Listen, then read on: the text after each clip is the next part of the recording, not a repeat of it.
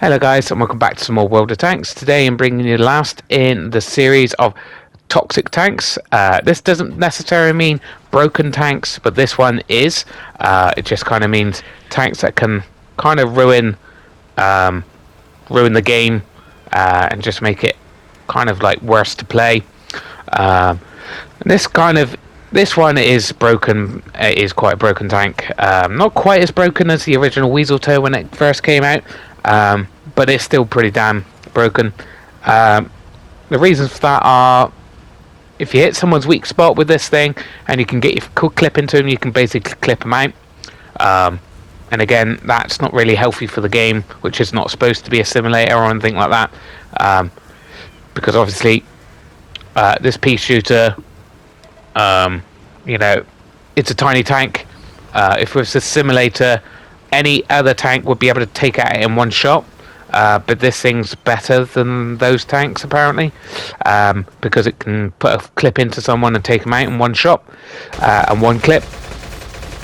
This isn't the best exchange here, but you can see I've taken out this guy's pretty much 1,000 of his health. That's pretty much, And the thing is, it's like the more shots you put into someone, the more likely you are to break something. So setting them on fire, hitting their ammo, taking crew members out.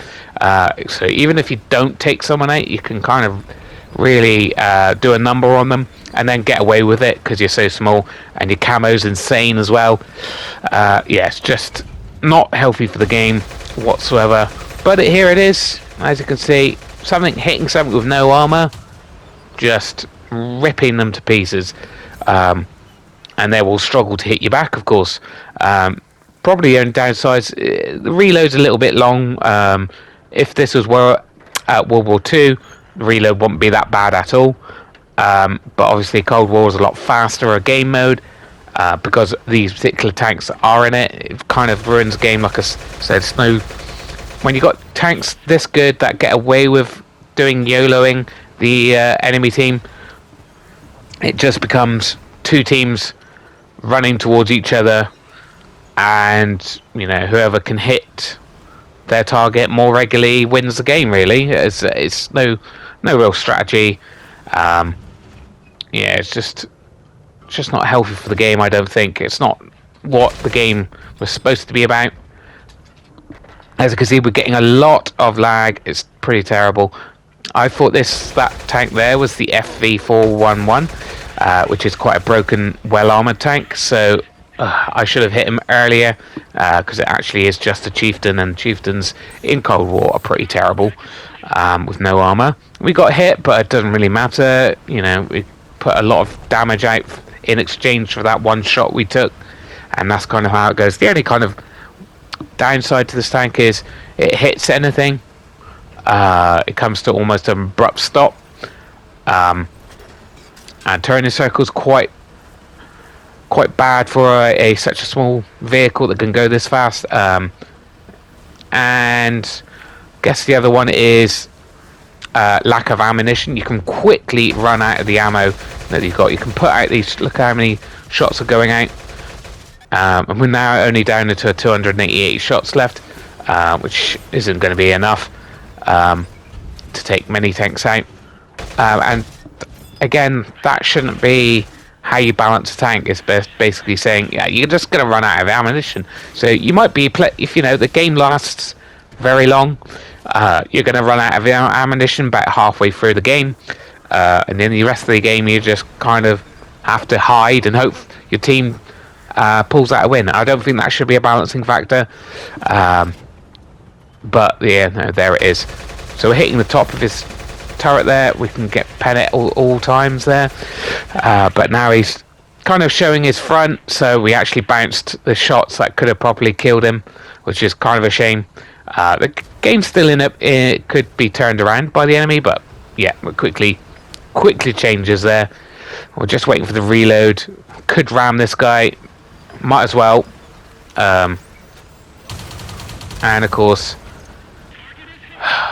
lags ruins that for us, unfortunately. So we have still got no kills, but we've got about just over 5,000 combined damage. That's not bad at all. It looks like we might struggle to get any more damage in this game, to be honest. These guys are getting both got taken out. The Weasel there is the only guy left, doing some major work on that guy. So we might as well reload to make sure we got a full clip, because, you know, by the time we catch up to him, he's either going to be dead or we'll have the clip in, which will be nice. He's taking a shot, unfortunately, but luckily this guy's not going to be paying attention to where he's going. And he's got no armor. We're just ripping into pieces. He's doing the same, but he ran out of his ammunition, and there we go.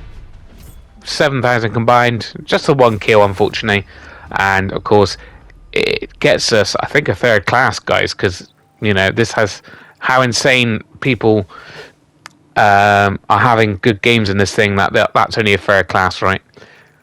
Okay, we probably might have got 2nd or 3rd first if we got a lot more kills, but we didn't. And last one today is in the TheRohanUK, one of the Warhammer 40,000 ones, tanks, and it's one of the only heavies I've featured in this Toxic Tank series, because they're just not very good at the moment. Speed and view range win out pretty much every time in this game at the moment. And yeah, one of the good things about this tank is its armor. It hasn't got as strong armor as the Lehman Russ, which is also a Warhammer heavy tank, but people are not as familiar with this tank because it is just very different to the real tanks that are in the game. So people struggle to find where to pen this thing, which is nice. Again, this is not these replays are not particularly the best games ever. They're just kind of showing you example of what these tanks are capable of. And this thing got an insane amount of damage, right? It's got a big cannon on it, could put out a lot of damage with that one shot, and it's also got an auto loader. This thing has 4 shells, has fairly decent pen. I mean, you'll struggle with heavy tanks, but light tanks, mediums, glass TDs, you're going to be putting out some big old hits, being able to put out some hits on that on those things.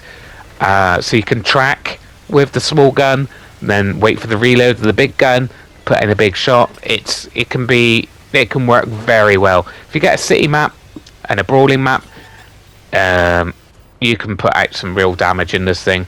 Unfortunately, this game isn't particularly good. We're in a bit of a tricky situation. It's kind of a map that should be pretty good for this thing, but unfortunately we're on assault, so we started in the open field and we just can't get to a position inside the city, so we're not really working this thing as best it could. We have basically got trapped here by 2 hold down monsters, the Conqueror and the ML. We're going to really struggle to do anything to those guys. So as you can see, we haven't even got an HE loaded, and unfortunately one of the downsides is the shell velocity on this thing's pretty terrible. So unfortunately, like I said, I for some reason don't have any HE. I would have loaded HE and tried to smash these guys to death. And we've also got an FV ship barn up there. We turned the turret, unfortunately enough for that guy to get a shot into me. And as you can see, people are actually struggling to pen me. Trying to keep this guy tracked. I don't know how. He must have good crew to repair his tracks and stuff. He gets another shot into me. Actually, I don't think that guy did get a hit into me. I think there's a TD. And luckily that FV didn't pen me, but I managed to get a big old hit into him. As you can see, that guy's firing HE for some reason. And we bounced another shot. As you can see, like I said, the armor isn't as good as Lehman Russ, but when you're coming up against guys who are not sure how to pen this thing, it can work quite nicely. We bounced over 4,000 damage. That's pretty insane. And we've only got about just over 2,000 Rohan damage. But, you know, like I said, it's not the best games ever in this thing.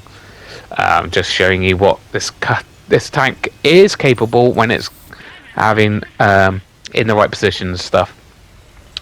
Now this is a very tall tank. Unfortunately, gun depression is a bit of an issue, but that's about it really.